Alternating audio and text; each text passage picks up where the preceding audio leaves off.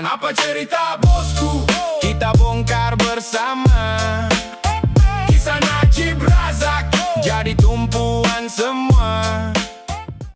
Bismillahirrahmanirrahim. Bismillahilladzi la yadurru ma'asmihi syai'un fil ardi wala fis sama'i wa huwas samiul alim. Rabbi shrah li sadri wa yassir li amri wahlul 'uqdatam min lisani yafqahu qawli. Assalamualaikum warahmatullahi wabarakatuh.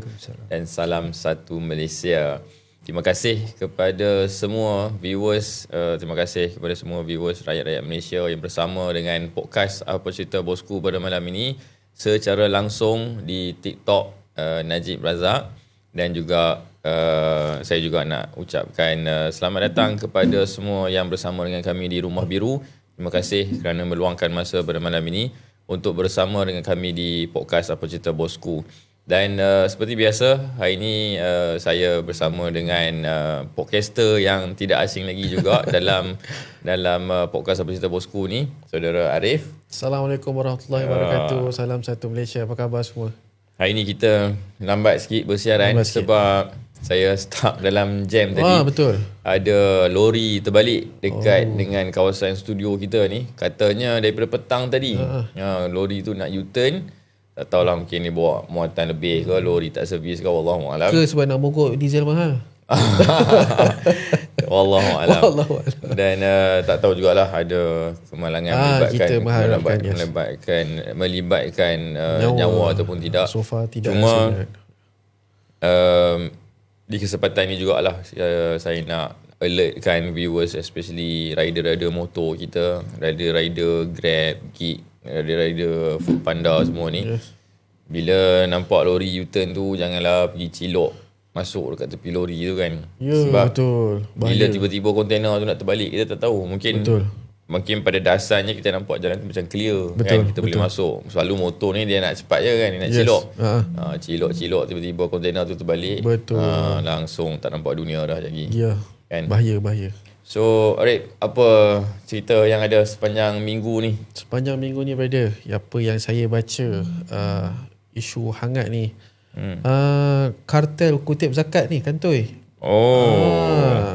Ada kartel kutip zakat jelah, terbaru ni ada yang kena reman kan, dengan SPRM. Betul. Kerana melibatkan wang zakat 200 juta. Betul. Gila. Harta benda semua cerita. Kereta mewah ada 18 biji. Asyik betul lah. Saya, yalah, itu baru reman kan, kita tak tahu lagi sama ada orang tu bersalah ataupun tak. Tapi kes-kes yang melibatkan donation ni, kes yang melibatkan duit orang awam, melibatkan derma ni semakin banyak. Betul. Semakin banyak di Malaysia ni. Kerana satu, orang Malaysia ni pemurah. Betul. Sebut tentang pemurah ni, baru-baru ni ada satu kejadian viral. Dia panggil abang minyak hitam dengan Diki. Yes, betul. Diki ni minyak hitam jalanan. Minyak hitam jalanan. Abang minyak hitam lah. Minyak hitam jalanan, betul. Minyak hitam jalanan ni dia banyak jugalah dapat gift. Dan dia gunakan duit tu untuk menolong orang-orang yang naik motor ni kan. So kebetulan ada satu Chinese daripada Sabah. Dia bekerja dekat Semenanjung ni. Dan kebetulan pada malam tu dia bawa motor, rantai motor dia putus. Betul. Lepas tu abang minyak hitam jalanan ni dia menolong Diki ni. Dan kalau nak diikutkan bil tu lebih kurang dalam RM140. Betul. RM145. Betul. Tapi bila dia bagi tahu dekat Diki ni nak bayar, tiba-tiba dia tengok kat dalam phone Diki tu ada balance dalam 170. Jadi dia kata, you ada duit ke nak bayar ni kan? Tengok muka Diki tu pun sedih lah. Muka mata berkaca kan. Yalah. Akhirnya dia infak kan. Dan ni nak cerita orang Malaysia ni pemurah. Bila Diki ni buat live, orang bagi gift banyak kat dia. Betul. Dia cakap gift tu lebih kurang dalam RM6,000. Dan dia kata sebahagian daripada tu dia nak bagi dekat abang ni sebab tolong dia.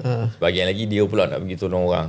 Tapi amount RM6,000 tu definitely lebih lah. Sebab bila orang bagi gift ni, TikTok akan ambil some percent. Betul. Kan? So bila dia pergi bagi RM3,000 ni dekat abang ni, abang minyak hitam jalanan ni, abang tu kata okey nak bagi, dia pun ambil.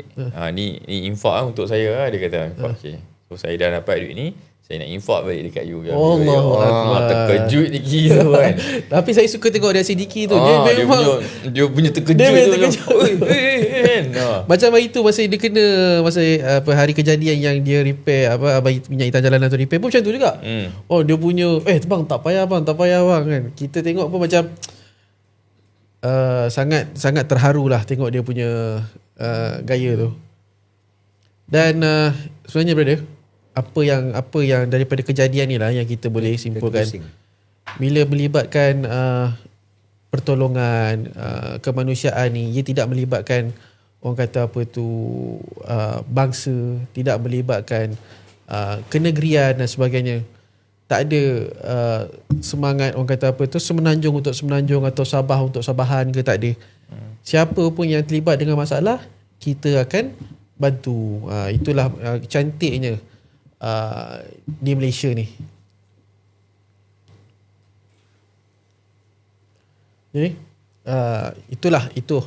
Jadi apa lagi pada apa tu isu-isu panas lagi? Selain daripada cerita derma-derma ni, hari ni ada seorang ketua pengarah Jabatan Ukur. Jabatan Ukur JPM dan pemetaan. Betul. Didakwa rasuah juga. Rasuah 100,000 lebih lah, 130,000. Betul. Sebelum ni kita tengok ada ketua pengarah Jabatan Alam Sekitar. Betul. Sebelum tu di kalangan pegawai-pegawai atasan tentera. Yes. So salah satu sudut kalau kita tengok benda ni bagus sebab dia akan bagi trigger untuk jawab-jawab awam yang lain. Betul. Supaya dia orang lebih berhati-hati. Betul. Kan? Dan dia orang pun tak terlalu beranilah kalau nak buat sesuatu yang menyalahi undang-undang ni. Betul. Keduanya, saya nampak bila berlaku pendakwaan ke atas pegawai kerajaan ni, secara tak langsung ia juga kind of memberi satu message kepada rakyat. Bukan orang politik je yang main duit ni. Betul. Betul. Sesiapa sahaja yang ada kuasa, sesiapa sahaja yang ada kuasa di tangan dia untuk meluluskan sesuatu, dia juga berpotensi. Kerana duit ni dia tak kenal orang politik. Betul. Kan? Betul. So yalah, it's satu benda yang mungkin baru di Malaysia ni. Tapi satu benda yang bagus jugalah. Betul. Kita nampak peranan SPRM di dalam nak mencegah rasuah ni. Betul. So pada malam ni kita ada seorang tetamu yang dia pun viral juga, tapi bukan kerana rasuah lah. Betul. Dia viral baru-baru ni sampai tak silap saya ada akhbar Cosmo yang highlight tentang tetamu kita ni apabila beliau dianugerahkan pingat daripada Baginda Sultan Pahang. Pingat apa, membawa gelaran apa, kejap lagi kita tanya dengan individu ni. Dan individu ni juga kita pernah panggil ke dalam podcast kita. Kita panggil awal-awal dulu. Zaman mikrofon tak ada, zaman live pakai handphone. Betul. Jangan cerita studio lah. Betul. Kan. Zaman kita baru nak bertapak. Betul. Buat kat luar rumah kan. Ditemani bunyi burung cegerik dan sebagainya. Kita apa yang penonton lihat hari ni bukanlah orang kata bangun-bangun tidur tu ada. Kita bertatih. Benda yang kita develop from step by step lah. Ya, betul. Dan begitu juga tetamu kita pada malam ni. Betul. Dia pun bukan baru dengan bosku. Sangat-sangat lama. Betul. I think usia dia bersama dengan bosku tu lebih kurang usia kita. Betul. Usia hidup kita. Betul. Betul. Dan kita nak ucapkan sekali lagi selamat datang dan terima kasih kepada Yang Hormat Datuk Alias bin Yahya. Kalau dulunya dia adalah pengiring rapat lah kepada Datuk Seri Najib. Selamat datang Datuk Alias. Kita dah tak boleh panggil Cik Alias. Assalamualaikum Datuk. Terima kasih. Assalamualaikum warahmatullahi wabarakatuh. Salam satu Malaysia. Salam Pahang first. Allah. Min, okay, Mike. Apa tu, pertama sekali saya ingin mengucapkan selamat datang kepada Datuk Ilyas. Dan kebetulan juga brother, Ya. nama ayah saya ni sama dengan nama Datuk Ilyas. Jadi bila Orang selalu tersilap, orang ingatkan nama RF Lias tu nama brother. kan? Ingat Ilyas tu nama saya. Saya bukan Ilyas tu bukan nama saya, tapi nama ayah saya. Jadi bila saya buat hantaran di media sosial mengucapkan tahniah kepada Datuk Ilyas, ramai kata, oh bapak kau dapat Datuk ke? Saya kata bukan, nama sama. Nama sama. Muka lebih kurang. Muka lain sikit. Baik, kita nak sebelum kita nak cerita panjang dengan Datuk Ilyas pada malam ni. Macam mana waktu first kali bila dapat tahu kata Datuk nak dapat pingat ni? Macam mana tahu? Ada orang call ke, dapat Sebab surat kita ke? pun tak tahu ni tiba-tiba je.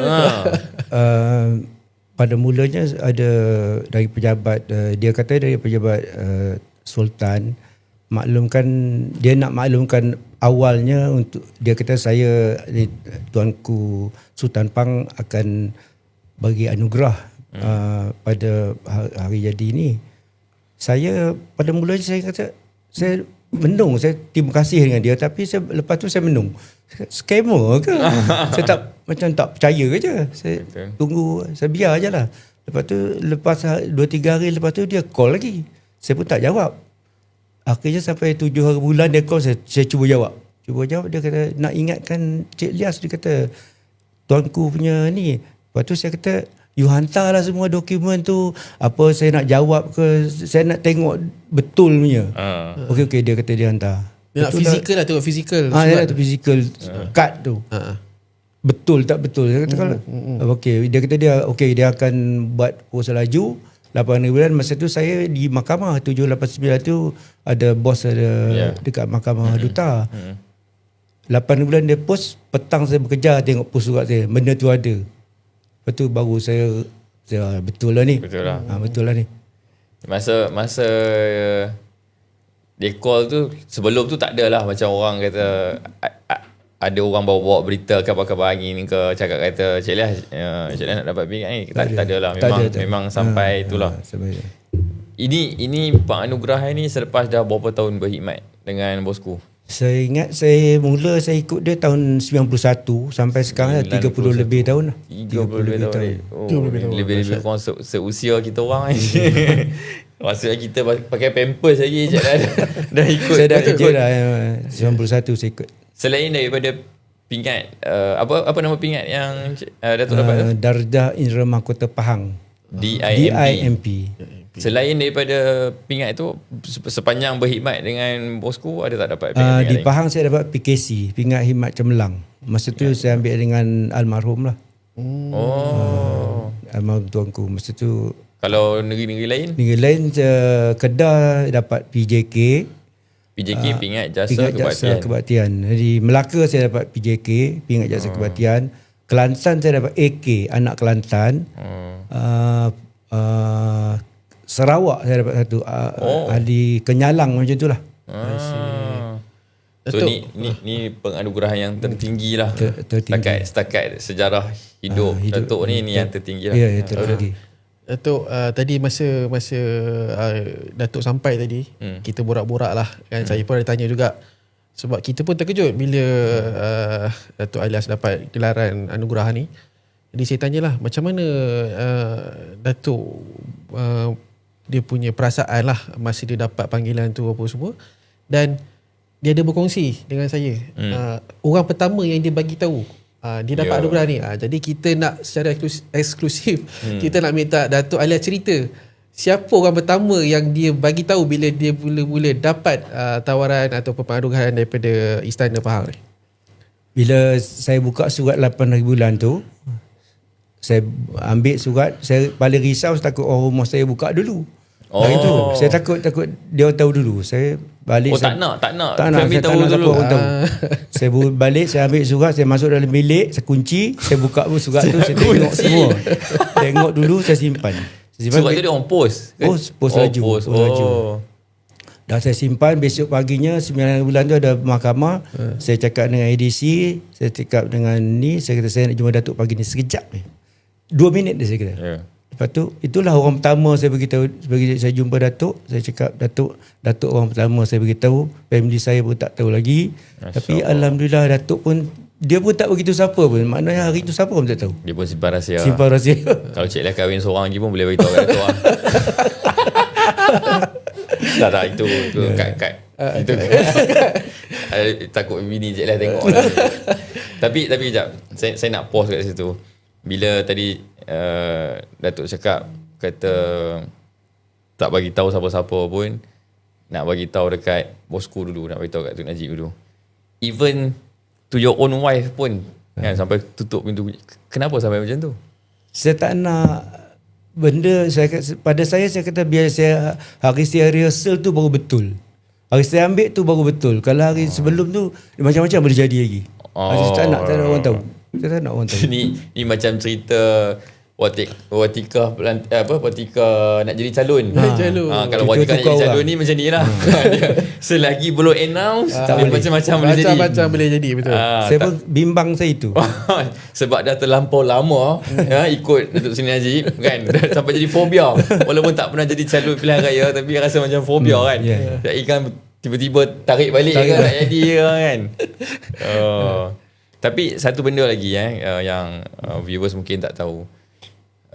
Datuk Alias ni memang boleh kata setiap hari bila ada perbicaraan bosku, Datuk Alias ni memang akan ada lah. Pertama dia akan ada dekat gate tu untuk sambut ketibaan bosku.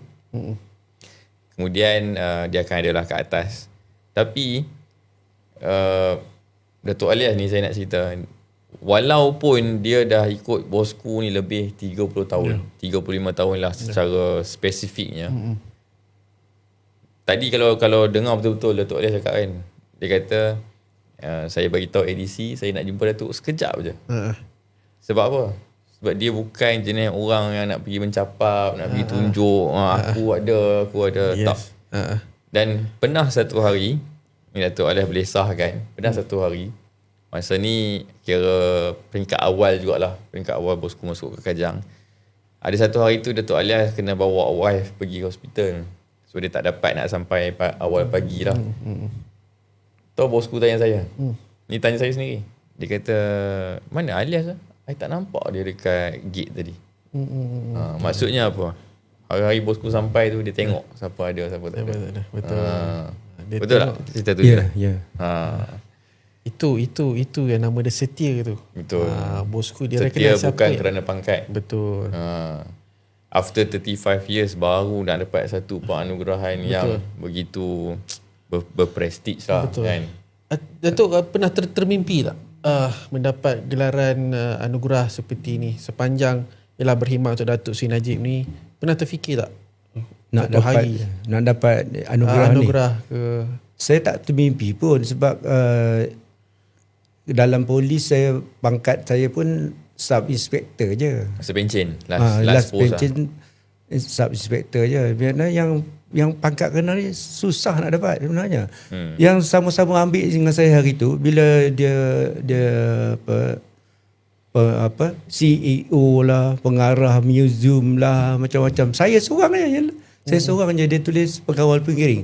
Saya rasa satu kejayaan juga pada pasukan polis Diraja Malaysia ni sebab pengawal pengiring satu unit dalam polis. Mana saya orang pertama lah dari pengawal pengiring yang ambil. Alhamdulillah. Tapi ni saya berkat juga doa kawan-kawan, brother. Sebab bila Cik Ilyas ni, dia ni sangat dihormati lah di kalangan rakan-rakan di mahkamah ni kan. Bila kadang-kadang kita di mahkamah pun ramai yang panggil dia Datuk Datuk kan. Saya rasa ni doa kawan-kawan juga. Sebab itulah selayaknya untuk Cik Ilyas sebenarnya. Dia kalau dalam level pengiring bosku ni pada saya lah ada 3 orang lah yang saya sangat-sangat respect. Dan I can say bila saya jumpa 3 orang ni, kalau saya salam pun saya akan cium tangan lah 3 orang ni. No matter who they are lah. Bukan kerana hari ni Cik Liah ada Datuk ke tak. 3 orang ni adalah pertamanya Datuk Alias ni. Keduanya kita ada Abang Din Besi. Ketiganya adalah SI Leman, Abang Leman.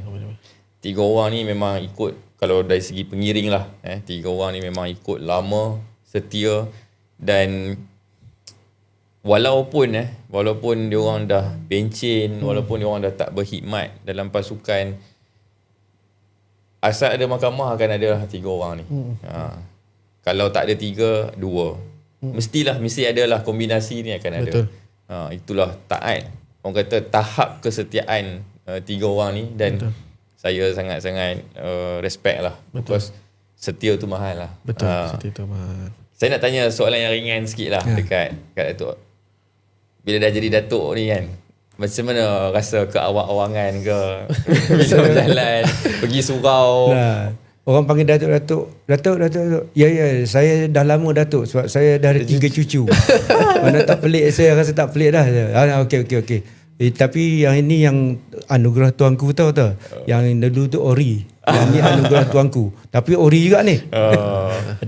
Ada semua, ada kalung, ada pingat semua. Alhamdulillah. Kalau orang lain dapat pingat Datuk ni, dia kena viralkan sendiri tau. Dia kena war-warkan kat orang. Tapi terbalik tau dengan Datuk Alias ni. Betul. Orang yang viralkan. Itulah, saya rasa terharu lah bab tu. Macam mana bila yalah, tak bagi tahu orang. Lepas tu dah dapat, dah viral, balik rumah jumpa jiran-jiran macam mana tu? Semua bila jumpa dari jauh, Datuk, tahniah Datuk. Saya kata, ya. Saya Datuk cucu pun saya dah lama dapat, saya kata. Tapi ini betul-betulnya anugerah tuanku. Datuk Alias ni dia umpama selebriti lah sebenarnya. Betul. Kat mana-mana pun orang kalau post gambar dengan dia ni, insyaAllah ramai lah. Dia tinggal, dia ada social media, cuma dia tak ada videografer, fotografer ikut 24 jam je. Saya tak pernah buat benda tu. Kalau TikTok saya tu, orang lain tu buat. Dan okey lah, tu cerita bila dah dapat pingat. Kita nak imbas balik lah zaman bekerja dengan bosku ni. Macam mana daripada tahun 91 tu, masa tu dah berapa tahun dah Datuk masuk polis? Saya masuk polis tahun 78. Lepas tu saya dekat Johor. 88 saya pindah KL. Lepas tu saya dekat cawangan tu lah, cawangan yang dia pengawal pengiring ni. Okey. Lepas tu tahun 91 saya interview dengan dia. Dan 2-3 sebelum dengan dia, 2-3 menteri kat saya pergi interview. Tapi dengan dia ni saya ingat pergi interview dia 4 orang yang masuk interview sama-sama saya lah. Dengan Datuk Seri Halim lah yang salah seorang interview saya. Yang Seri Halim dulu Timbalan Speaker Dewan dia Negara lah. Dia orang salah seorang tu SUS dia dengan MA. Lepas 3 orang ni interview, kami menghadap bos Datuk Najib seorang-seorang dalam bilik. Soalan yang dia tanya saya, awak biasa ke dekat Pahang? Saya kata, kalau masa tu dekat Kementerian mana? Kementerian Pertahanan. Saya bila turn saya pergi berjumpa dia, awak biasa ke dengan Pahang? Hutan Pahang biasa tu. Saya dah hutan Pahang dah merata, saya dah masuk. Tapi bandar tak ada. Pekan tak pernah pergi kita. Saya duduk masuk hutan. Dulu saya pol hutan, saya kata. Hutan Pahang saya masuk, tapi bandar saya tak tahu.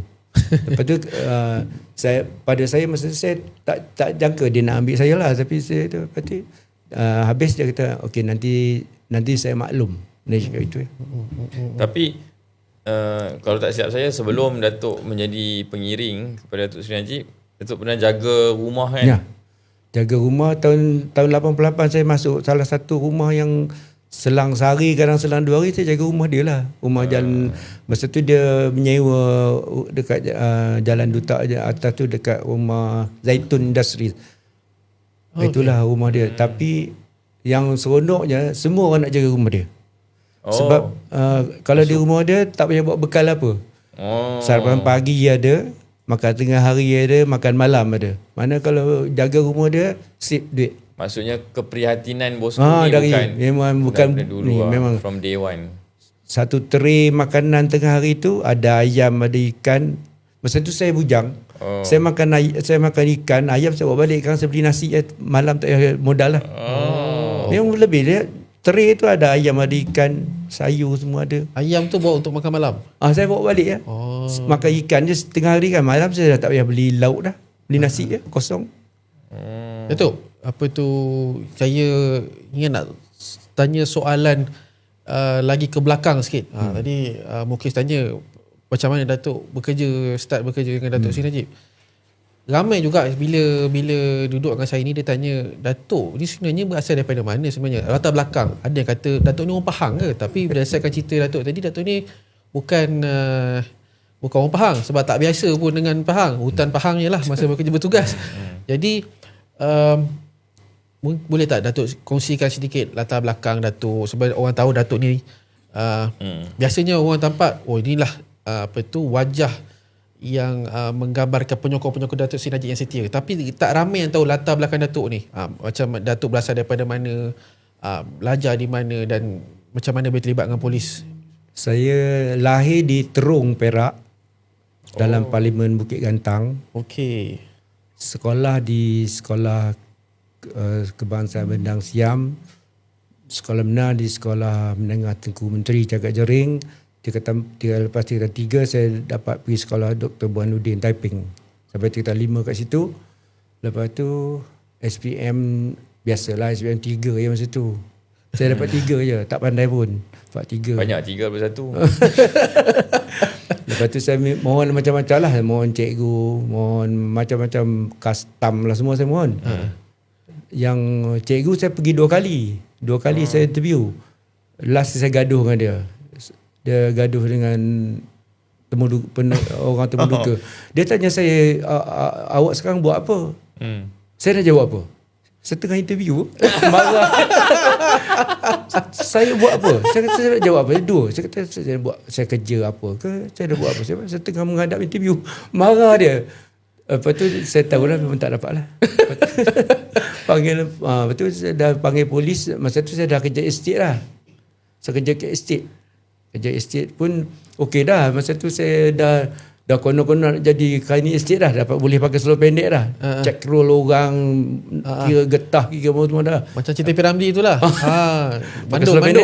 Mando je Mando. Lepas tu saya nak jadi, mungkin saya, kalau saya tak masuk polis, saya jadi kaini estate lah. Tapi bila panggil polis, saya pergi. Saya notis 24 jam, saya pindah. Lepas masuk polis. Tahun 78 tu. Bulan 7. So maksud dia Datuk orang Taiping. Orang Taiping lah. Ahli Parlimen Bukit Gantang. Datuk, baru orang tahu ni. Ramai yang tanya ni lah. Nampak Tapi lebih, dia orang kata sekarang ni awak ni bukan orang Perak lah, macam lebih ke Pahang pula. Yalah, UMNO Pekan kan. UMNO Pekan. Daftar saya daftar cawangan Datuk di Pekan Lama.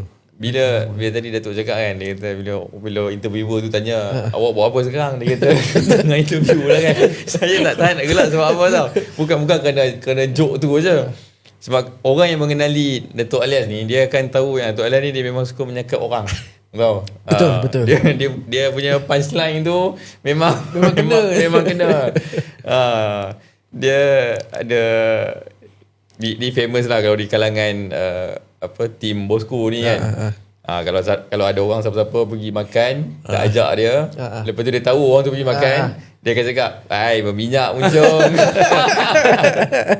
Dan terbaru ada satu lagi kes ni terbaru. Saya tak nak cerita lah siapa orang tu kan. Mungkin orang tu tengah tengok. Orang tu cakap dia macam tak boleh nak jumpa dengan Datuk Alias lah. Dia kata dia nak kena pergi jumpa doktor. Lepas tu tiba dia diam. Orang ni mencari telefon tak jawab, mesej tak reply. Dan dia cakap apa? Kau ni berpeluk dengan doktor ke? Aku telefon tak jawab, aku mesej pun tak reply. Dia punya punchline tu kan. Dia kalau penyakat orang ni memang kalau orang yang biasa datang kat mahkamah, memang kalau duduk dengan Encik Lah ni terhibur lah kan. Kalau dia menyakat orang-orang yang datang macam Sis Nuria, Kak Roy, adalah joke-joke yang saya tak ada cerita lah dalam live ni kan. Tapi itulah peribadi Encik Lia tu. Memang orang yang disenangi ramai lah. Ada satu hari tu kan, ada seorang kakak ni, saya tak nak sebut nama lah, dia pakai tudung kalorin.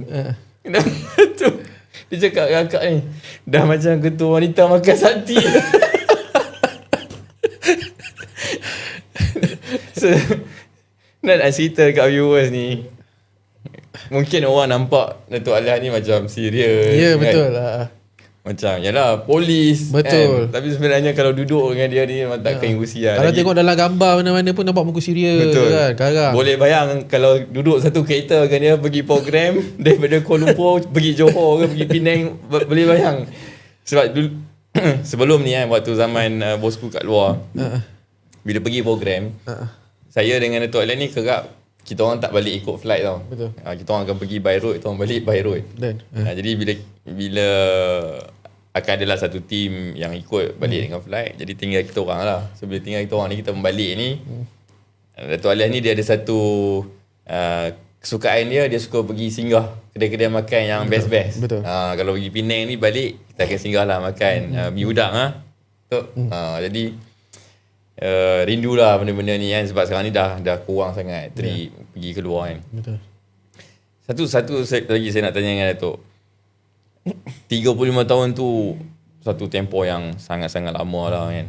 Memang jarang-jarang lah kita dapat jumpa seseorang yang boleh kerja di satu tempat selama itu. Apa yang membuatkan Datuk boleh kerja dengan Datuk Seri Najib selama 35 tahun sampai dah pencen pun ikut lagi, tak tinggal? Saya ingat mula saya ikut dia dulu memang saya pun risau juga. Saya tengok orang besar dia menteri, orang besar istana, boleh ke aku ni kerja ni? Duk perasa takut tu ada. Tapi bila dengan dia macam mana dia boleh tunjuk ajar kita macam mana, dan kalau dia tanya kita jawab, dia boleh terima sampai ingat tu lah. Ada kali dia tanya kita kalau ada kali saya cakap dekat dia boleh terima.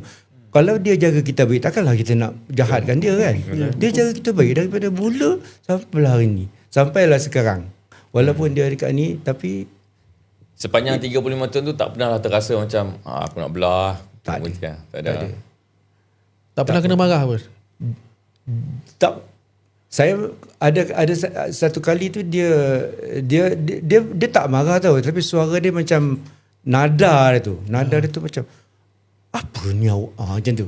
Kadang-kadang pergi mana? Saya kata, macam saya jawab dia balik. Macam satu kali tu orang kahwin, majlis kahwin, tak sampai 40 minit dah habis. Kami bila dia dah keluar awal kan, awak pergi mana? Makan lah tu, takkan kahwin habis cepat sangat. Dia kata cepat pula hari ni. Itu sekali dekat masa mesyuarat UMNO Pahang dekat hotel ni, dia cakap habis awal juga. Biasa sampai pukul 12 lah. Ini hari tu kami pergi lepak tempat Datuk Faizal tu, usaha UMNO tu. Lepas tu sedar-sedar dia dah turun. Dia naik kereta esko hantar dia. Kita follow belakang lah. Sampai ke rumah. Awak pergi mana? Kami duduk takkanlah habis cepat sangat. Mesyuarat apa? Itulah cepat sangat pula dia kata. Dia tak pernah marah. Very soft, very soft. Tak pernah marah. Kalau ni saya pun, kadang-kadang saya tinggi tua kat dia. Kalau saya, bukan salah saya, dia macam tinggi suara, saya pun tinggi suara juga kat dia. Lepas tu saya menyesal lah. Lepas tu saya minta maaf kat dia. Saya kena cerita ni, tapi tak boleh cerita kot lah kat sini. Kalau ada siapa nak tahu, kena datang dekat court nanti, tanya baru saya boleh cerita full. Dia ada cerita pasal luggage. Datuk boleh gelak lah kalau saya cerita pasal luggage ni kan. Cerita tu memang lawak lah, tapi tak boleh cerita dalam podcast ni. Masa boleh cerita? Tak boleh. Ambil dah tunggu ni. Cerita kalau nak dengar kena lepas ni lah. Cerita tertukar lagi kan. Tertukar lagi, terlambat lagi. Tapi benda berkaitan lagi lah. Nanti kita cerita. Lagi tak bawa. Tertinggal. Okay.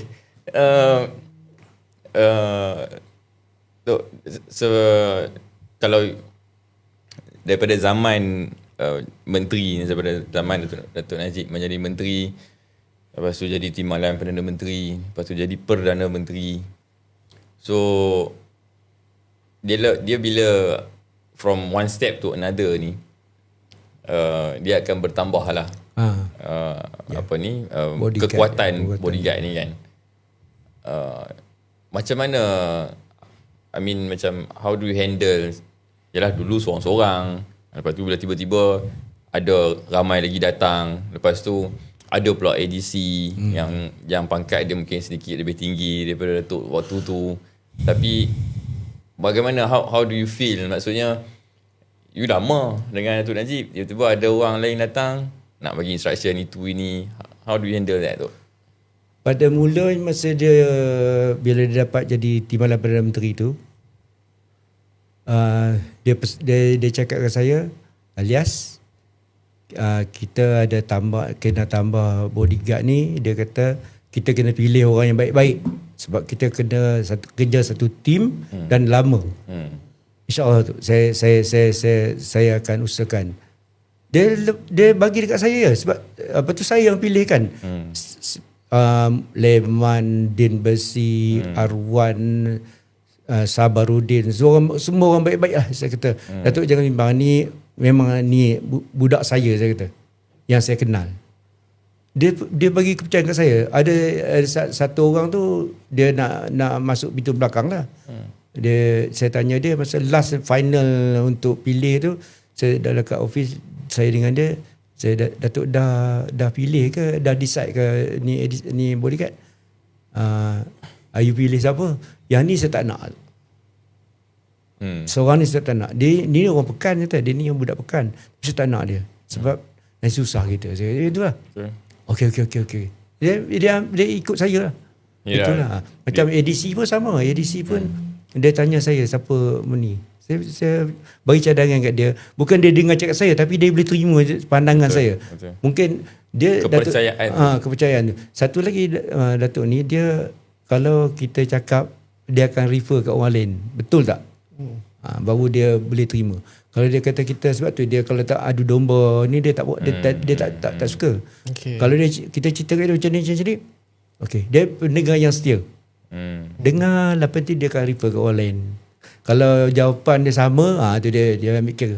Tapi dengan saya alhamdulillah lah. Bukan dia nak kata dia dengar cakap saya, tak. Tapi dia boleh terima lah pandangan. Dalam erti kata lain ni, don't mess with Datuk Alias. Betul. Dia ada say. Dia ada final say tu. Okay, saya nak tanya ni soalan sedih sikit kat Datuk. Cerita 2018. Datuk ikut lama dah macam-macam harung semua kan, ikut zaman menteri, zaman timbalan, zaman Perdana Menteri. Tiba-tiba lepas je kalah 2018 tu, bila bosku tidak lagi menjadi Perdana Menteri, dia punya peralihan tu adakah hari ni kalah, malam tu semua bodyguard kena tarik ke, atau macam mana berlaku masa tu? Bila dah kalah, Bukit Aman secara ni terus arahkan semua bertukar. Dia balik ke Bukit Aman dan dia aturkan tempat-tempat pertukaran. Saya sendiri kena pindah di, istilah dia kena lambung lah. Kena lambung lah. Semua kena lambung. Seorang tak boleh tinggal. Semua malam tu dia orang semua bodyguard semua dah say goodbye lah, berpeluk-peluk dengan Datuk. Saya malam tu dia tak begitu, saya marah betul. Saya marah dekat Leman apa semua. Saya, kenapa tak bagi tu aku? Kau nak ada jumpa Datuk malam tu. Besok nak dah habis lah. Jawatan dah tak ada. Lepas tu Datuk seorang tak jumpa malam tu? Saya seorang tak jumpa. Yang lain semua jumpa. Saya seorang dia tak maklum. Lepas tu saya dekat rumah besok tengok gambar. Sekarang zaman viral kan, tengok kami peluk-peluk Datuk, terima kasih. Saya marah. Lepas tu besok paginya Datuk dekat pavilion, saya drive kereta. Betul saya betul-betul saya sedih hari tu. Saya drive kereta nak hala ke Kuala Lumpur, Datuk call. Saya tengok Datuk call, saya jawab, Lias, awak kat mana? Saya tak tahu nak pergi mana tu. Tapi dalam kereta saya nak hala ke rumah Datuk. Awak ambil saya tak pagi ni? Dia kata. Allah, sedihnya. Awak ambil saya tak pagi ni? Saya kata, Tok, saya jauh ni. Saya tak tahu nak pergi mana, tapi saya nak mengalau rumah Datuk ni. Saya ingat saya tak sempat. Tak apa, awak tunggu saya kat rumah. Saya terus laju terus. Tunggu kat rumah, sekejap kita sampai. Seorang-seorang dia naik dengan driver pergi rumah duta. Waktu itu saya betul-betul rasa terharu. Saya kata, siapa bawa dia? Mizi? Betul. Saya tak perasan, tak ingat siapa. Tapi orang ni lah, orang driver yang bawa dia lah. Saya kata, bayangkan selama saya dengan dia, lepas tu dia ramai-ramai, lepas tu semua kena tukar, dia telefon saya, awak datang jemput saya tak hari ni. Kau bayangkan? Masa tu Datuk tak tahu nak kena tukar pergi mana? Tak tahu. Oh, tak tahu lagi? Tak tahu. Oh. Lepas tu saya tunggu dia, saya duduk, saya tambut dia dekat bawah tangga, naik atas sembang. Tu dia, kita begitulah. Bukit Aman dah tarik semua tu. Saya pun saya kena ni, saya kena sabak bernam. Sabak bernam. Masya Allah. Sabak bernam. Oh, okay. Saya sabak bernam. Balai. Sabak bernam. Lepas tu dia cakap saya, awak tak payah pergilah. Saya kata tak apa tu, saya pergi. Saya pergi, saya lapor, saya balik. Saya cuti saya banyak lah. Cuti saya ada 90 hari. Cukup untuk sampai tempoh saya pencen. Saya kata saya bulan 5, bulan 5, 6, 7, 8, 9 dah cukup. Tapi bukan susah kan nak ambil cuti kalau polis ni? Susah lah. Tapi dalam keadaan ni kita pergi lapor diri, kita isi orang cuti sana. Macam tu lah. So kita tak bertugas lah pun di balai. Datuk tak bagi. Datuk tak bagi. Dan masa tu IGP pun bagus. Datuk Puzi. Oh ya. Datuk Tan Sri Puzi. Dia Tan Sri Puzi pun dia masa saya pergi Bukit Aman tu nak lapor diri Bukit Aman, pergi on the way turun balik, dia berhenti panggil saya. Saya pun tengok tak, dia panggil siapa? Tengok belakang tak ada. Panggil. Dia tanya saya, macam mana kamu? Tan Sri, saya ni dah nak pencen 3-4 bulan, dia hayun saya sabak bernam tu. Mati ikut jalan dia, saya kata. Tan Sri Puzi kata, tak apa, awak sabar sekejap, dia kata. Saya pun teruk ni, dia kata. Dia pun teruk, dia kata. Dia pun kena, dia kata. Tak apa, sabar sekejap, dia kata. Lepas tu akhirnya saya dah isi borang cuti semua dah. Masa tu kebetulan dekat nak raya, tak silap saya. Saya pegawai Bukit Aman bagus lah, pegawai yang jaga kami Bukit Aman. Cik jangan pergi, cuti dulu dia kata. Dia tak pergi. Jangan pergi, cuti. Berapa hari saya nak ambil apa? Hentamlah 20 apa. Jangan lebih 25 dia kata. Tulis. Lepas tu hantar, saya balik jumpa Tan Sri Puzi tu, saya balik rumah Datuk, lepak Datuk. Lepas tu hari Isnin tu Bukit Aman pegawai telefon saya, Cik Ilyas cuti, Cik Ilyas tak lulus. Berdebar saya. Cik Ilyas tak payah tukar, duduk kat situ. Maksudnya tak payah tukar bagi dia tak bagi cuti kan. Cik Ilyas cuti tak lulus. Alah, kita gila ni. Nak kena pergi sebab nak kena pergi. Tapi Cik Ilyas duduk kat situ kata. Cik Ilyas kekal kat situ. Jaga bos. Alhamdulillah saya kata. Tu saya cakap dengan Datuk, Tok saya ikut. Sampai saya pencen. Sampai pencen pun saya akan ikut.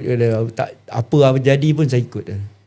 Ada satu gambar yang viral juga, gambar Datuk pakai uniform dengan bosku pakai baju kemeja oranye. Itu gambar masa bila tu? Itu hari last hari sebagai polis 4 bulan 10 tahun 2018. Saya cakap dengan Datuk, Tok hari ni last saya nak pakai uniform. Saya gambar dengan Datuk. Okey, Datuk kata, nanti kita makan sekali. Saya makan dengan dia. Pertama kali saya makan menghadap dia. Dah tak lalu nak makan lah. Memang lah. Makan sikit-sikit lah, sekali makan kat dapur. Rasa besar hati tu. Betul. Mantan Perdana Menteri kau makan tetamu. Dia tetamu dia tu. Makan kat ruang tamu dia tu. Ruang makan. Lepas pensin masih ikut kan? Masih ikut, masih berkhidmat. Saya dah sampai sekarang lah. Datuk masih ikut. Perbezaan ikut waktu zaman Perdana Menteri selepas dan sekarang ni bila di Kajang, apa beza dia? Beza je dulu masa dia ada kuasa, semua orang ni lah apa-apa ni Cik Ilyas bos kat mana, boleh jumpa, boleh cakap. Saya ni dia, kalau kawan dia tu yang salah satu punca saya gaduh dengan ADC itulah. Kawan dia saya bagi je. Nak cakap saya bagi, nak jumpa saya panggil dia bagi. Saya saya tanya dia dulu. Datuk kawan Datuk ni. Okey, Datuk yang benarkan suruh dia datang rumah, datang. Tapi dia orang ni tak faham. Betul. Saya gaduh, saya kata tuan nak marah, tuan nak halau orang ni, halau lah. Kawan dia. Saya tak boleh buat apa. Bukan saya tak ada kepentingan. Itu salah satu punca dia yang saya mula dia. Tapi itulah. Kalau kawan dia, saya tak. Tapi bila yang saya sedih, bila dia dah tak jadi PM, dah tak jadi apa kan. Ada yang tak pernah datang jumpa pada. Ada. Yang kenyang lah. Zaman dia kenyang minta apa pun Datuk ni. Datuk ni orang minta apa, dia bagi. Saya tak minta. Di kalangan pegawai-pegawai dia, kita tak berani. Saya sendiri tak berani minta. Sebab kita minta, kalau kita minta kan, dia mungkin dia lupa, dia banyak kerja, dia tak ingat. Kita malu dia tengok dah hari. Malu macam tak nak, bos tak nak bagi, saya nak minta. Tapi kalau minta tu orang saya nak. Macam kawan-kawan dia yang dah ni, ada yang kematian suami, dia isteri dia mengadu kat saya.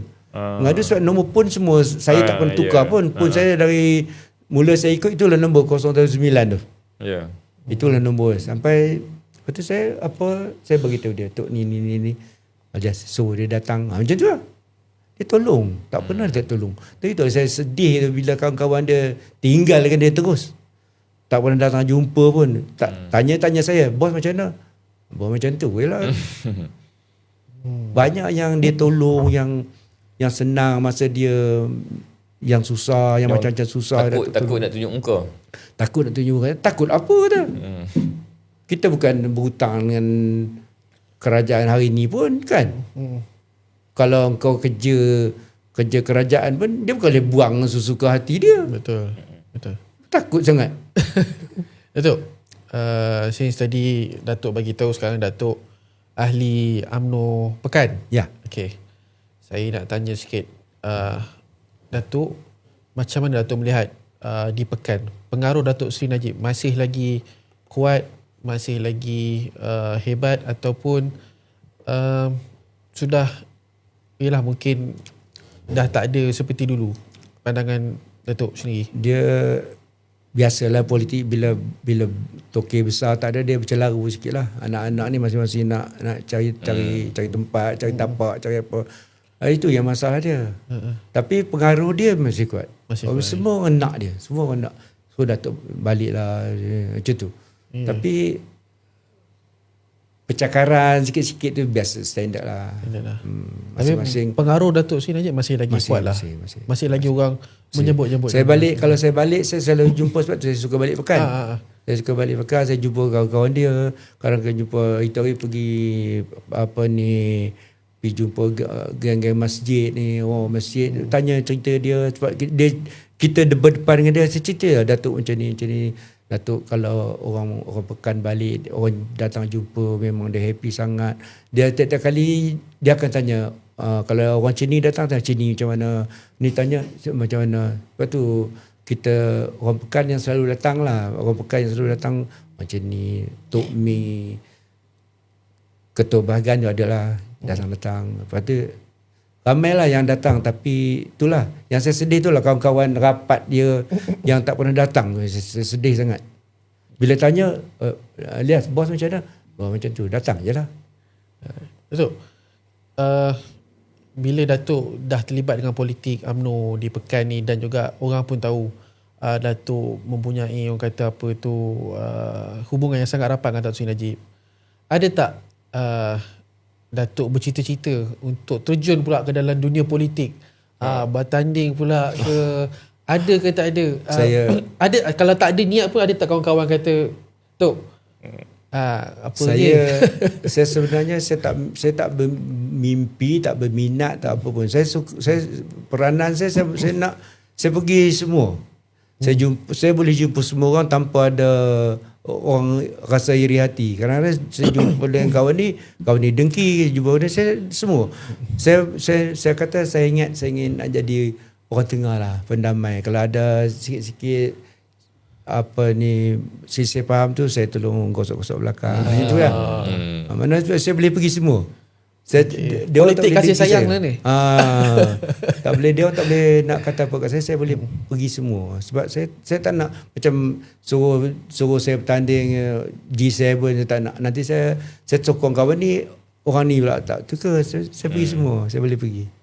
Datuk Alias ni pun, untuk pengetahuan viewers, selain daripada tugas sebagai pengiring brother, ada juga special task bosku akan minta tolong Oh, dengan ada juga, Datuk Alias kita ni. I see. Bila especially benda-benda yang berkaitan dengan pekan ni lah. Because kalau di pekan ni memang sangat dikenali lah nama biasa orang panggil Cik Elias lah kan. Kalau dulu ni sekarang ni di pekan kita cerita pasal pekan tu di pekan ni ada legasi Najib Razak ni disambung oleh Datuk Nizar lah. Dan Datuk Nizar pun kini merupakan salah seorang adun.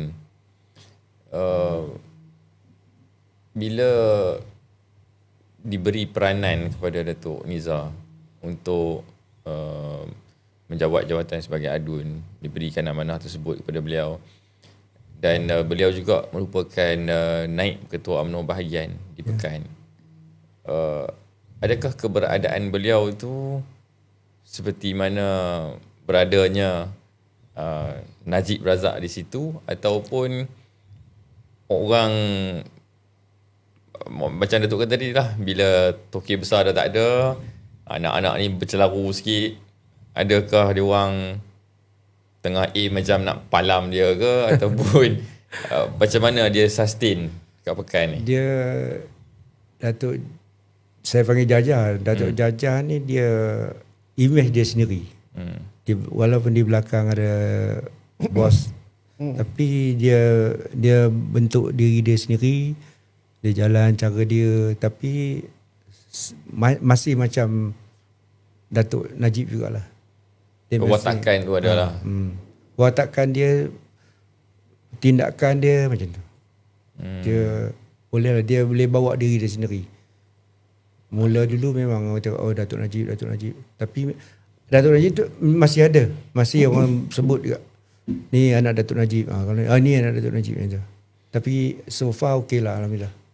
Datuk Alias ni juga untuk pengetahuan semua, beliau juga pernah sepejabat dengan Presiden UMNO. Dengan Datuk Seri Ahmad Zahid Hamidi. Ketika Datuk Seri Ahmad Zahid Hamidi menjadi setiausaha politik kepada Datuk Seri Najib. I see. Dan orang kata perkenalan dengan Datuk Seri Zahid ni pun way before lah. Bukannya baru-baru kenal. Sama juga dengan Baginda Sultan Pahang. Beliau bukannya baru dikenali oleh Baginda Sultan sebab tu Baginda Sultan menjadi Sultan Pahang, tetapi way before juga sebelum tu, daripada Baginda Tengku Mahkota Pahang lagi. Dan sepengetahuan saya lah, apa yang diceritakan kepada saya, biasanya orang isi borang untuk minta pingat, dan dia akan carilah siapa-siapa untuk nak menyokong dia. Kebiasaannya macam tu, betul lah. Tetapi untuk Datuk Alias ni dia lain. Ini memang istana sendiri yang telefon, pihak istana sendiri telefon nak menganugerahkan, kerana relationship tu bukan satu relationship yang baru.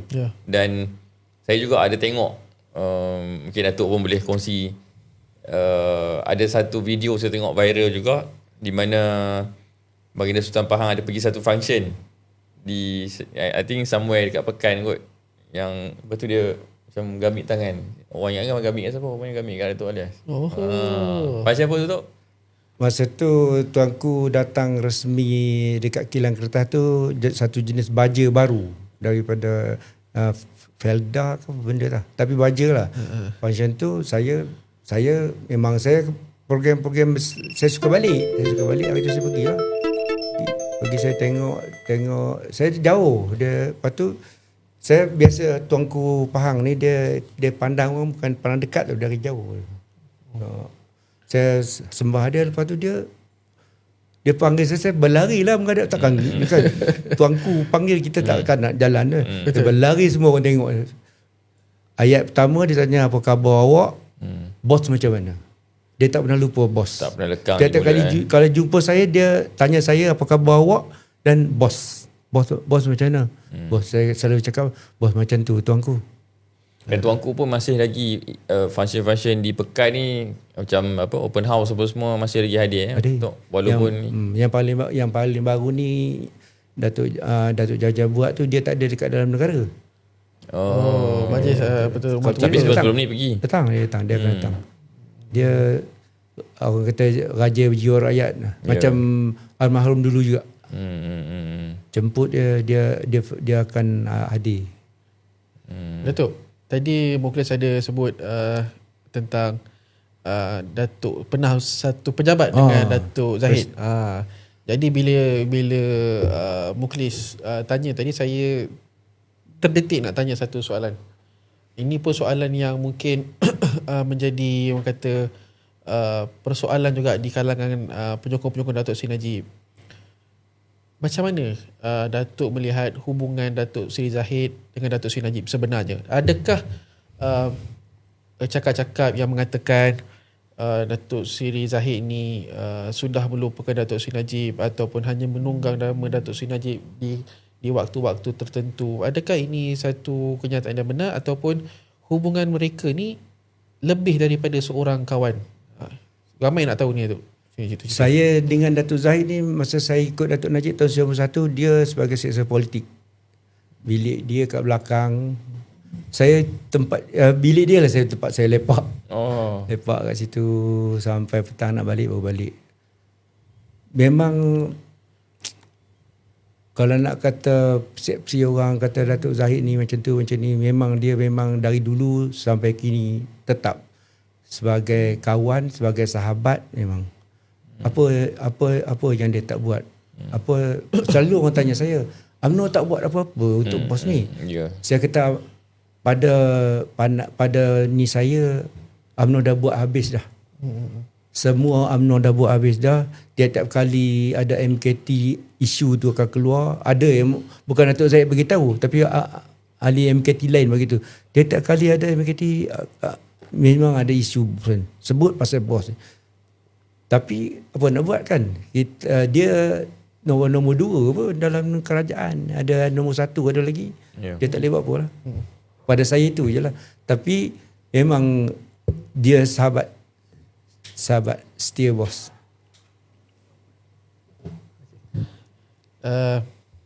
Datuk, kita semua dah jelas lah apa hubungan, macam mana hubungan Datuk Seri Zahid dengan Datuk Seri Najib. Jadi Datuk, setelah 1339 hari, kita tak nak sebut tahun lah, 1339 hari, saya dah buat calculation tadi, 1339 hari Datuk Seri Najib dipenjarakan. Macam mana Datuk melihat perbezaan antara kepimpinan Datuk Seri Najib dengan kepimpinan yang berada sekarang ni? Dan sebab ada juga saya terbaca baru-baru ni, ada yang mengatakan pentadbiran sekarang ni lebih baik daripada Datuk Seri Najib. Jadi betul. ia sebenarnya ia datang daripada seorang yang orang yang agak rapat juga Datuk Seri Najib lah. Jadi bila tapi benda dia pun macam dah nak buat U-turn macam dah. jadi itu yang menjadi persoalan pada kita. Adakah benar dakwaan ni, Dok? Sebab Datuk adalah orang yang paling sesuai untuk menjawab soalan ni. Jangan sampai saya kena panggil polis pula nanti. Jangan sampai saya ke MCA tidak kat saya. Ini pendapat pada saya itu cuma persepsi je kot. Nak kata sekarang lebih baik daripada zaman Datuk Najib, mungkin ya, tapi mungkin dari versi sudut janji-janji je lah. Sudut janji memang dia lebih lah. Tapi apa yang kerajaan hari ni buat pun semua copy paste je. Semua cuma tukar nama je. Beri menjadi basah lah, jadi macam-macam dah. Itu lah. Saya rasa itu je. Maksudnya apa yang baik itu adalah daripada segi janji-janji je. Janji memang banyak lah janji, tapi tak tahu. Jangan polis ambil tu lah. Ini dia dah, sebab dia dah lama bekerja dengan politik, jawapan dia pun jawapan politik ke? Saya takut juga tengok macam-macam orang kena. Nasib baik tadi waktu berada tanya, Datuk ada cerita ke nak tanding politik kan? Dia jawab tak ada, saya tak ada, saya tak nak ni semua. Kalau tiba-tiba dia jawab, saya ingat adalah sejak saya pun dah jadi Datuk ni, saya nak bertanding. Saya ingat gigil lah 3-4 orang. Saya silap mesyuarat. Silap dapat mesyuarat cawangan lah. Cawangan. Mesyuarat cawangan tergempar kan. sebab tiba-tiba Datuk Alias nak bertanding juga. Datuk tadi kita cerita ruang lingkup Malaysia lah. Datuk ikut bosku ni bukan sekadar Malaysia kan, pergi abroad pun ikut, dan especially Saudi lah, sebab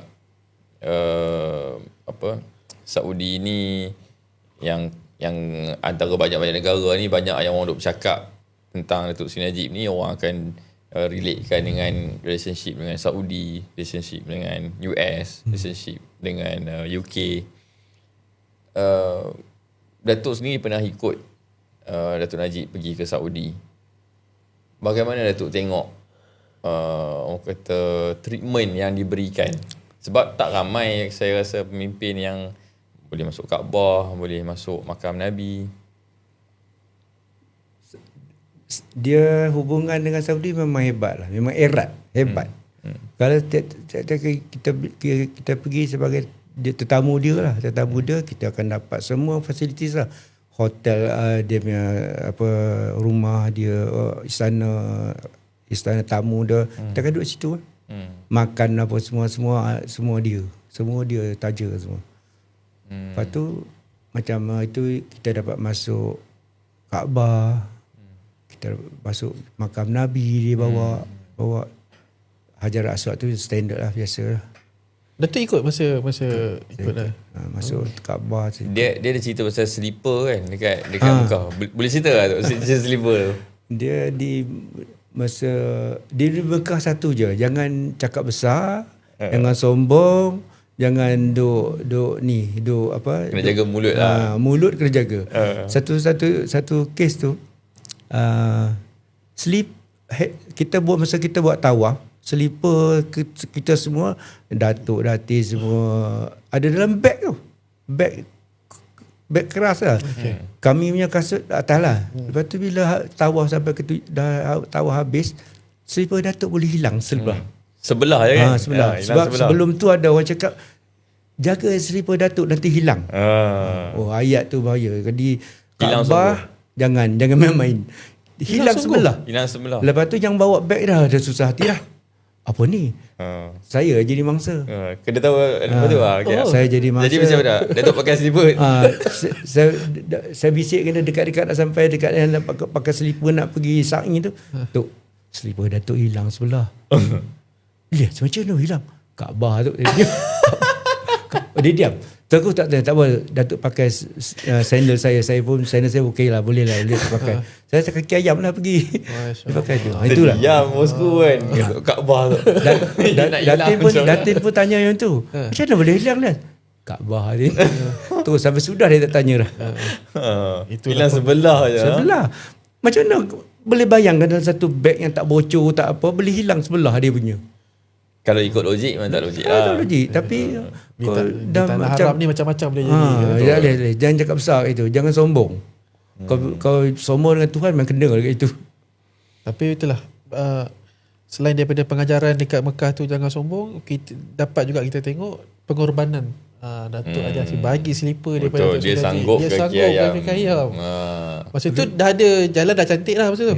Tapi saya jalan kaki ayam lah gitu sampai sa'i. Lepas tu sa'i naik minum dekat di saji tu, minum saya kaki ayam lah. Masya-Allah, itu sampai pengorbanan bilik tu. baru selipar saya tu Datuk pakai tu. Saya turun bawah baru pergi beli selipar lain.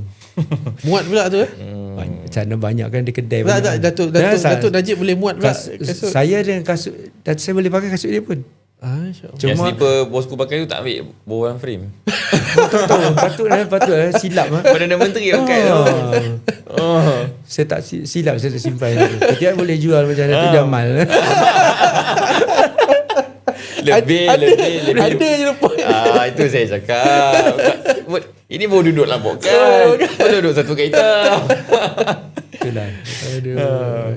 Pengalaman sangat manis lah. Tak semua orang boleh dapat pengalaman macam tu. Dan Datuk Alias ni, dia bukan sekadar di dalam tim saja tau hormat dia. Bila saya pergi, yalah saya kerja dengan bosku selepas bosku dah tak jadi Perdana Menteri. So bila kita orang pergi program-program pun, bila orang jumpa dengan Datuk Alias ni, orang kampung, orang UMNO Cawangan ni, sebab bila zaman Datuk Najib jadi Perdana Menteri, dia banyak pergi rasmikan mesyuarat-mesyuarat bahagian kan. Jadi Datuk Alias akan ikut. So orang recognize dia, orang tahu oh ni bodyguard Datuk Najib. Ni bodyguard ni lama kan. Lepas tu Datuk Alias pula dia ada Chinese look sikit. Jadi orang senang nak dia muka macam Cina tu, bodyguard muka macam Cina. Kadang orang tak tahu nama, orang akan cakap bodyguard muka macam Cina. Yes. So bila kita orang pergi balik program, kalau kita orang sampai tempat program, dia akan hilang. Adalah orang akan bawa dia nak pergi minum, ada orang nak entertain dia asing. Di mana-mana, Red. Di mana-mana. Jangan cakap lah negeri mana pun, kita orang pergi Sabah sekali pun. Sabah lagi best. Datuk Alias siap boleh cakap kat saya, Cik Mukri, Sabah ni tak payah urus kereta. Saya ada orang, dia akan urus semua. Alamak. Bukan sebiji. Saya ingat itu kita kena 8-9 biji. Masya-Allah. Yang paling best tu, ada sekali tu, kita orang pergi, orang ni dah lah urus kereta. Boleh accident pula dekat Sabah. Accident 7-8 biji tu orang tu kan. Waduh. Oh. Tapi orang ni memang dia dengan bos lah. Sampai hari ni. Dan tak minta satu sen pun bila accident tu. Dia urus semua sendiri. Dan orang ni Tok Alias lah yang bawa. Masya-Allah. Saya suka kalau saya pergi mana-mana, bos ada program dia, ada pentas. Kita jumpa lah orang, dia sembang, tanya khabar, buat PR, buat politik lah. Buat politik lah, tanya. Itu kadang benda-benda yang orang tak tahu, saya dapat tahu. Dia tahu situasi kat situ macam mana, orang ni macam mana ni tu. Tapi bila kita lama lagi jumpa balik, kita seorang orang senang kenal. Sebab tu bila kata, jumpa bila kawan tanya, siapa dia? Entah. Tak kenal pun. Tapi dia kenal kita sebab kita seorang kan. Dia senang. Selalu dia orang tanya, ada yang tanya saya, you Cina, you Melayu ke Cina? Saya cakap, dulu Cina, sekarang Melayu. Ada yang tanya, ada bapa ke mak ke Cina? Sebenarnya Chinese look ni ikut siapa tu? Tak ada saya. Tak ada? Oh, Datuk punya Datuk dulu ke? Tak tahulah. Datuk saya tak pernah kenal. Saya kata saya bukan macam Cina, kalau hitam je kata. Tu muka Cina lah. Kadang-kadang kalau tempat Cina, dia cakap Cina saya gelak Sorry Mungkin taping banyak Cina kot tu. Tu kena check balik tu. Cina terung kot. Tu apa tu, yalah tadi Mungkin cakap pengalaman tu ikut Datuk ke sana ke sini kan. 30 lebih tahun Datuk mengikut Datuk Seri Najib. Ke sana ke sini, luar negara, dalam negara, PRN, PRU, semua. Celah ceruk mana pun Datuk ikut. Soalan saya, Datuk rindu tak keadaan yang dulu tu? Sebab sekarang ni, kita hanya dapat tengok Datuk Seri Najib di mahkamah. Datuk pun hari-hari akan terpacak dekat depan mahkamah tu, bye-bye. Adakah Datuk sampai mahkamah, pukul apa tu sampai? Pukul 7 saya 7 pagi dah ada. Sebab dah gerak dari rumah, kata kalau lambat susah.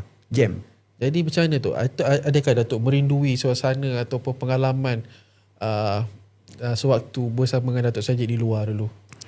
Bukan saya seorang yang rindu, semua orang rindu. Kalau tanya mana-mana pun saya semua, bila bos nak keluar, bila? Saya kata, tanya PMBag lah.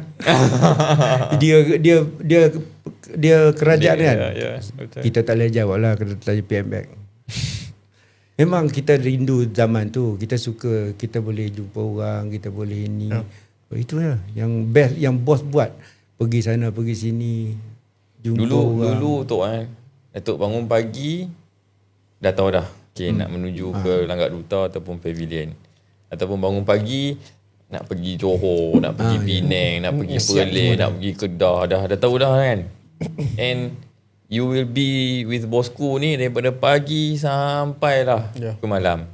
Orang kata daripada Datuk Najib ni buka mata sampai Datuk Najib nak tutup mata. You will be with him. Tiba-tiba Datuk Najib masuk Kajang. Macam mana you bangun pagi tu?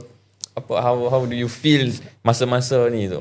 Buat apa? Kalau saya seronok, kalau macam sekarang saya seronok kalau ada kes kat mahkamah. Saya ada kerja. Saya kata saya ada kerja. Saya nak pergi mahkamah macam saya kerja. Tapi kalau hari biasa tu saya bangun pagi, kalau saya pergi surau, saya pergi surau. Kalau saya tak pergi surau, Kalau saya tak buat apa, saya tidur lah. Lepas subuh tu, ketika saya gosok baju, saya jogging tu je lah hari-hari.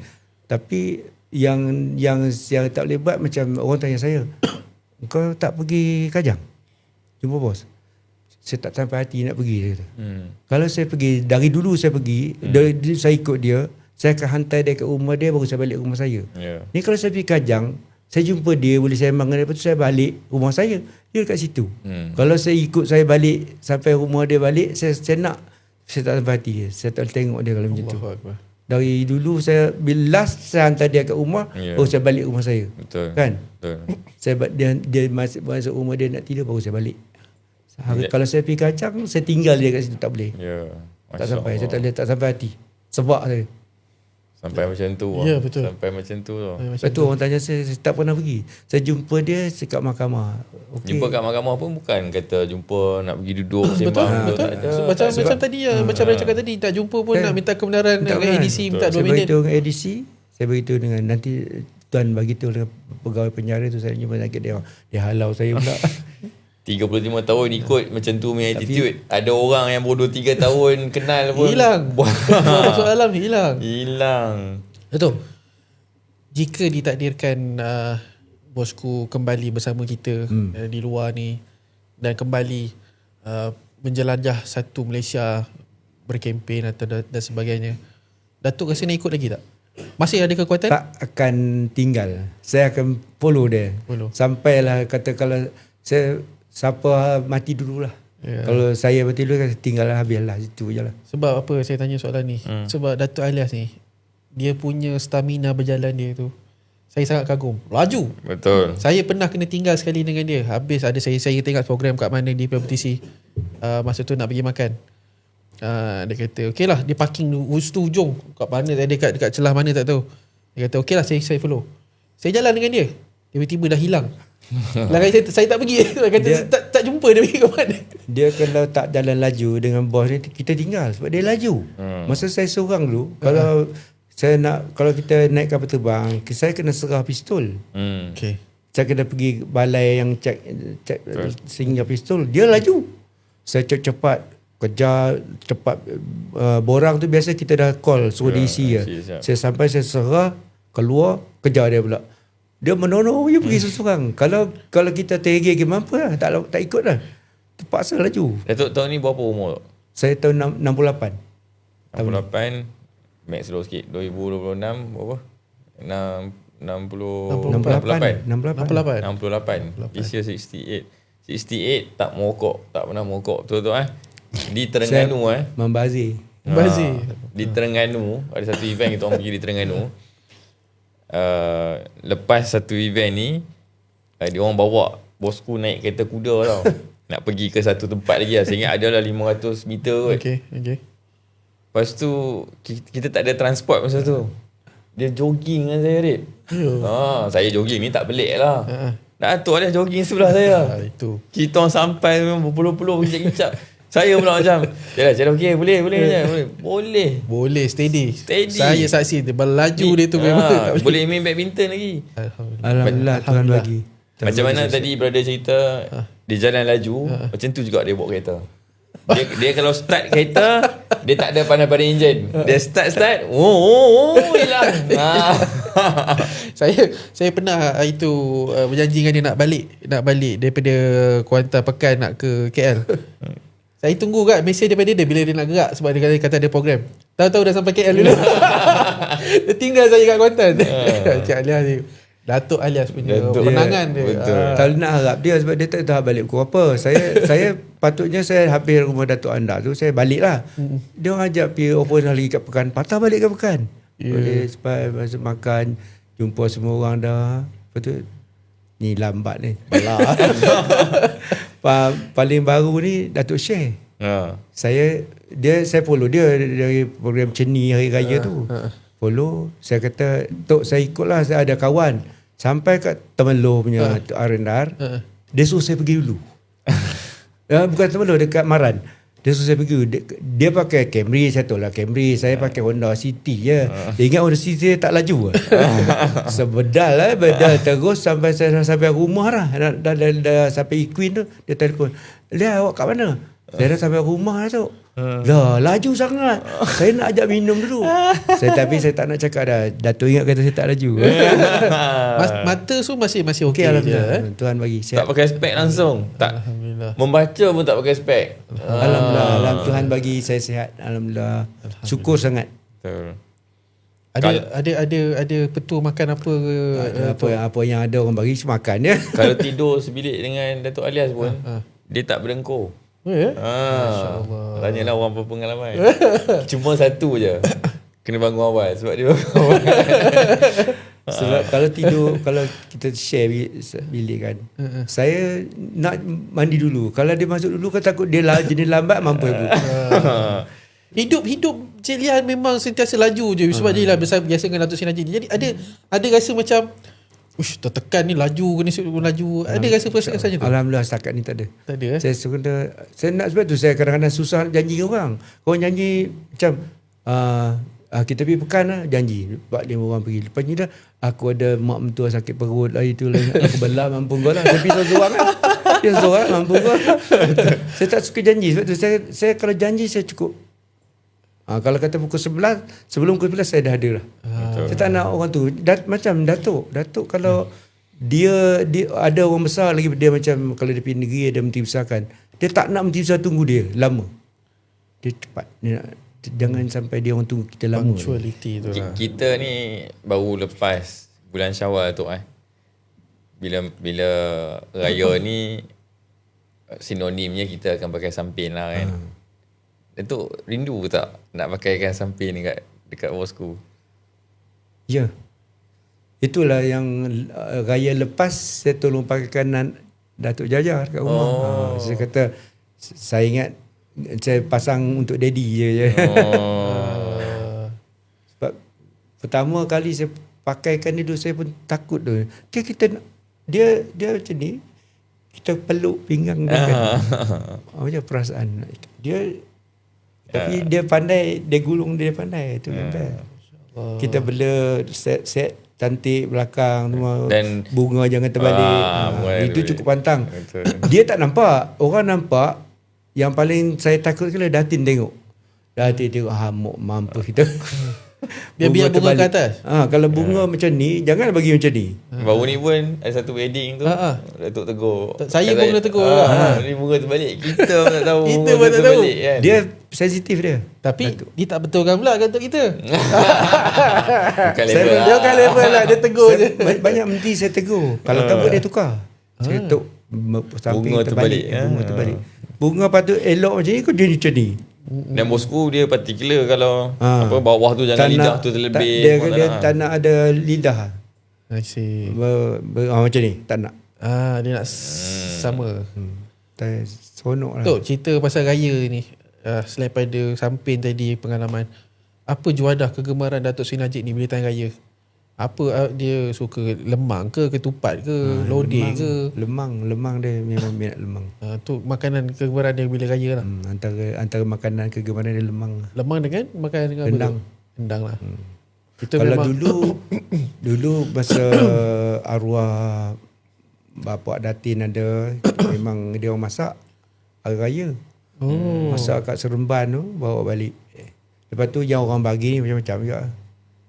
Tapi rendang tu memang dia favourite dia lah. Buat memang masak rendang. Dia yalah, raya ni biasanya sebelum ni Datuk ikut bosku lah balik ke Pekan kan. Seingat saya tiap-tiap kali raya ikut. Betul tak? Maksudnya tak bergaya dengan family, betul tak? Balik. So Datuk pun anak boleh tahan ramai juga. 4 orang anak kan. Isteri 1 lah, isteri bukan 4 lah. Tapi macam mana penerimaan diorang? Anak-anak 35 tahun ikut, tak beraya dengan diorang, tak ada kat rumah. Anak-anak dah faham lah saya. Saya kata ayah kerja. Kalau ayah tak kerja macam ni, saya ingat kita pun tak macam ni kata. Itu saya cakap dia.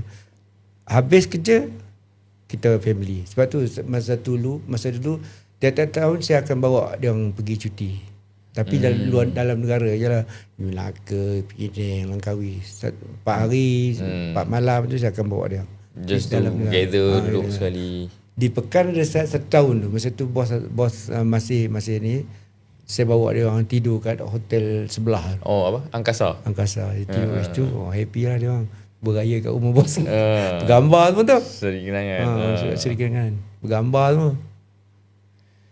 So, yalah, bila relationship tu orang kata ni dah bukan relationship between seorang polis dengan seorang menteri ataupun seorang pekerja dengan seorang bos. Relationship tu pun dah jadi macam family. Datuk Jaja tadi yang Datuk sebut tadi, Datuk Jaja, Datuk Niza apa semua ni, orang kata dia orang ni semua ni membesar depan mata kan. Datuk melihat apa yang berlaku dalam family dan ialah satu benda yang kita tak jangka di usia 70-an ni tiba-tiba bosku terpaksa tidur di kajang di sebalik tembok dan tirai besi. Memang doa kita supaya Allah segeralah bebaskan Datuk Seri Najib. Cuma sinar tu belum lagi lah tiba kan. Orang kata sinar di hujung terowong tu belum nampak. Putus asa tu memang tak ada dalam kamus kita lah. InsyaAllah kita akan terus berjuang untuk keadilan Datuk Seri Najib. Tapi perasaan Datuk sendiri sebagai orang tua, sebagai orang yang lama, melihat usaha-usaha untuk nak bagi keadilan kepada Datuk Seri Najib, untuk nak bebaskan beliau daripada kajang, Datuk sendiri ada good feel on that tak? Saya pertamanya saya terharu bila Datuk Nazifuddin dia kata saya ni part of the family. Saya rasa terharu. Dia pun panggil uncle dia semua panggil uncle.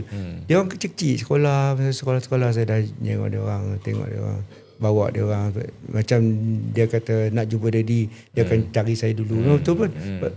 Daddy dia sibuk kan. Okay, you datang time ni. Itu harapan lain, usaha kita dah buat macam-macam dah. Macam di Jalan Lutar tiap malam Jumaat kita buat semayang hajat, baca Quran, baca Yasin, baca apa, semayang hajat tiap malam dengan bersama dengan anak tahfiz tu. Tapi belum lah. Usaha kita dah habis, cuma kita serah pada Tuhan je lah. Sebab negara kita ada kerajaan, ada Perdana Menteri, itu power tu kepada Perdana Menteri sebenarnya. Mahkamah dia kan kacau ya, mahkamah kau ketangkap lah kan. Jangan sebut. Tak ingat kasih saya ini pun kita nak alert kepada viewers kita. Ya. Mahkamah dah buat keputusan macam tu. Ya. Tapi apa-apa pun kerajaan pimpinan Perdana Menteri ya. Kita pun nak alert pada viewers kita bila buat posting tu especially posting yang berkaitan dengan government, posting yang berkaitan dengan mahkamah. Betul. Beware, berhati-hati. Sebaiknya dapatkanlah sebaiknya dapatkanlah nasihat orang yang arif tentang undang-undang ni.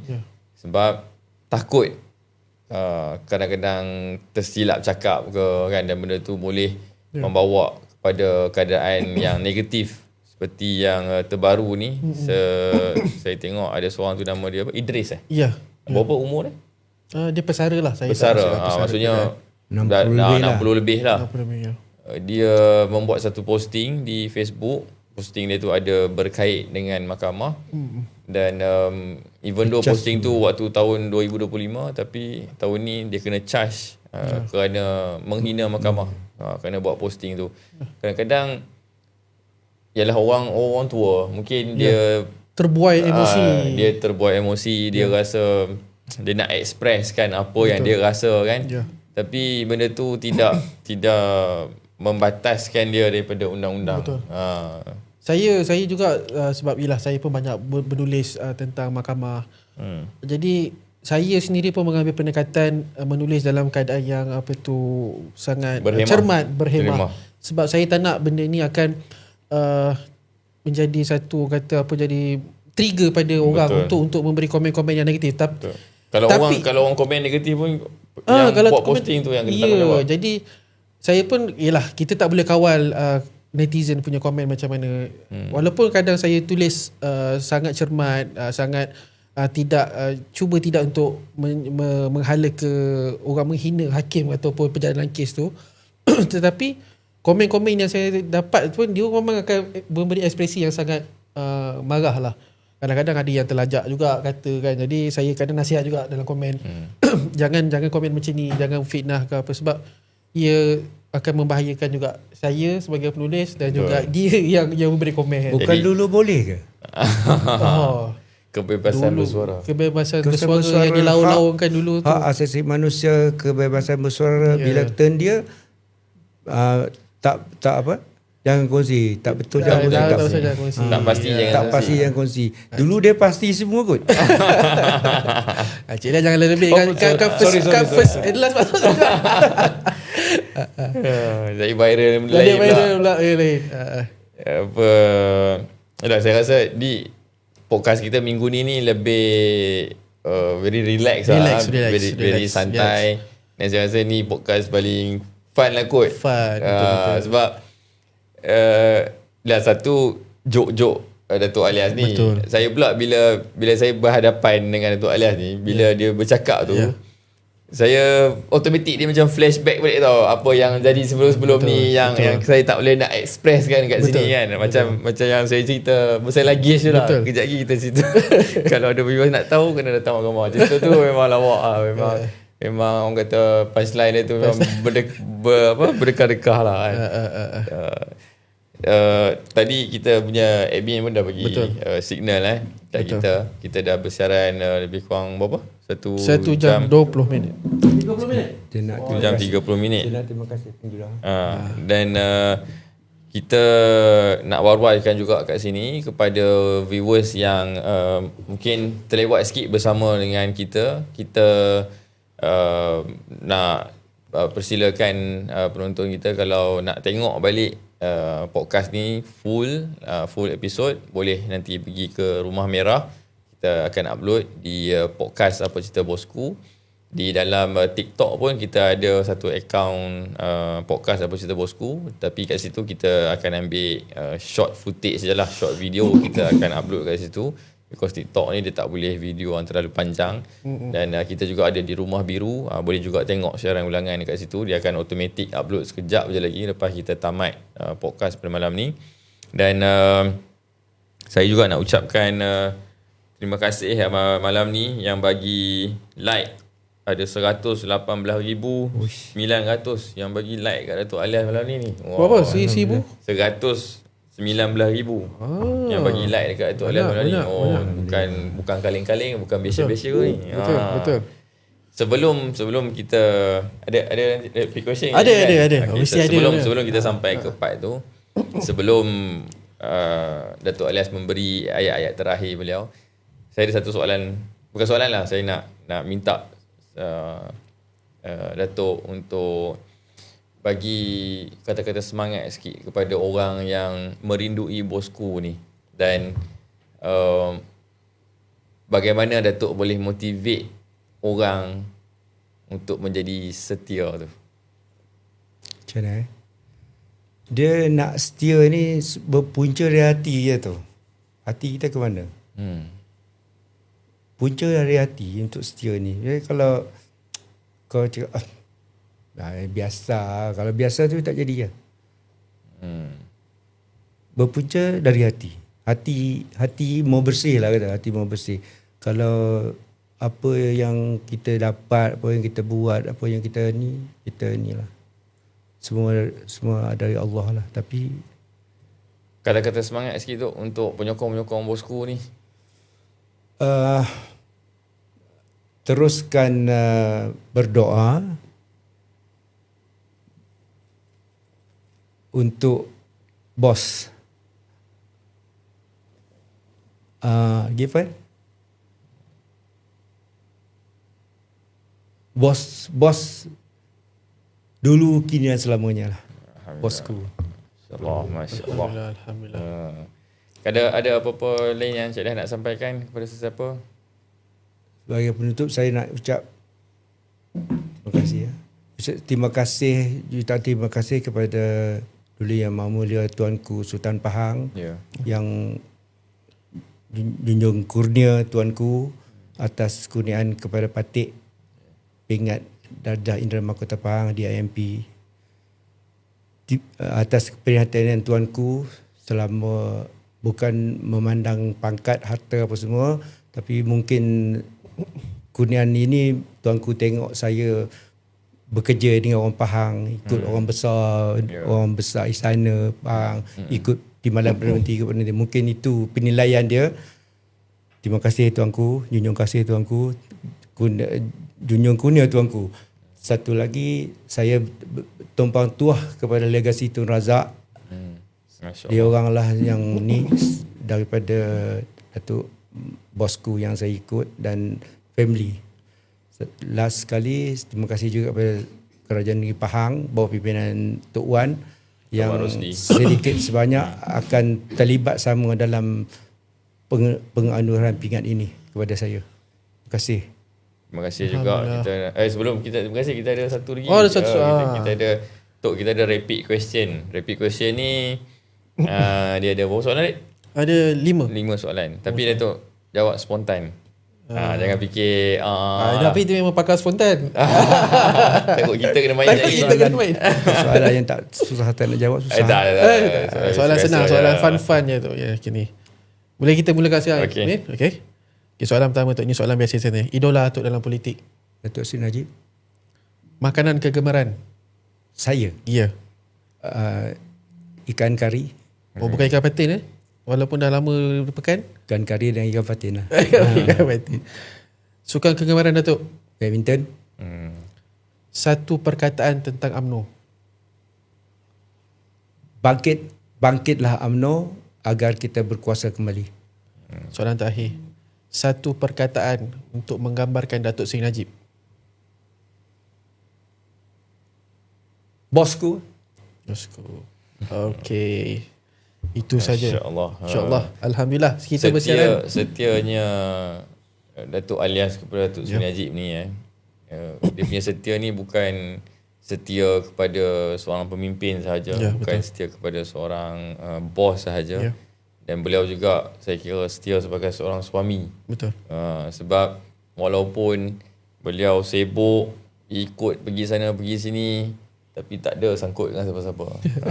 Tetap satu isteri juga. Dan saya personally tak pernah dapat berjumpa dengan isteri Datuk alias berbual. Because kebanyakan masa saya dengan Datuk alias ni di dalam waktu bekerja kan. Betul. Tapi saya nak ucap penghargaan saya jugalah kepada Datin, kerana Datin ada satu jiwa yang kuat. Bukan mudah untuk seorang isteri menerima kesibukan suami, menerima dalam keadaan tak ada rasa was-was tu. 35 tahun ni bukan satu tempoh yang singkat, terlalu lama tak boleh nak gambarkan. Kalau tak ada support daripada isteri, saya rasa pening juga Datuk nak bekerja. Sebab tak mudah untuk seorang isteri nak terima suami dia hari-hari tak ada ke rumah. Weekend pun tak ada, raya tak ada, apa semua. Saya salute pada Datin di atas kekentalan dan juga kuatnya jiwa Datin. Mudah-mudahan Datuk dan Datin kekal hingga ke jannah insya-Allah. Terima kasih juga kepada anak-anak Datuk yang memahami, bagi ruang yang luas. Yalah, sebagai anak, bila mana kita kadang-kadang pergi function sekolah, bapak tak ikut, kecil-kecil nanti kawan-kawan beli, kau tak ada bapak kan. Macam mana keadaan dia pula, dia tengok orang lain datang dengan mak ayah dia akan efek mental tau. Dan kenapa saya cakap ni, kerana saya pun ada anak kecil. Sebab ada certain event yang wife saya memang akan you free your time lah pergi tengok anak event sekolah ni kan.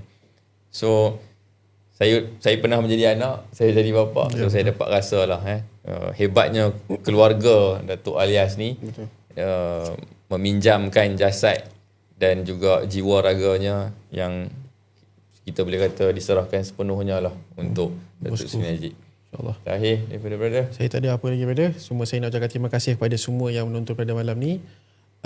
Semoga kita mendapat input-input yang terbaik daripada tetamu kita Datuk Alias, dan juga kita dapat manfaat daripada apa perbincangan kita pada malam ni. Walaupun kita berbincang secara santai, tetapi sebenarnya banyak maklumat yang kita tak tahu tentang Datuk Seri Najib, dan kita pun tak tahu tentang Datuk Alias sebelum ni, asal daripada mana dan sebagainya.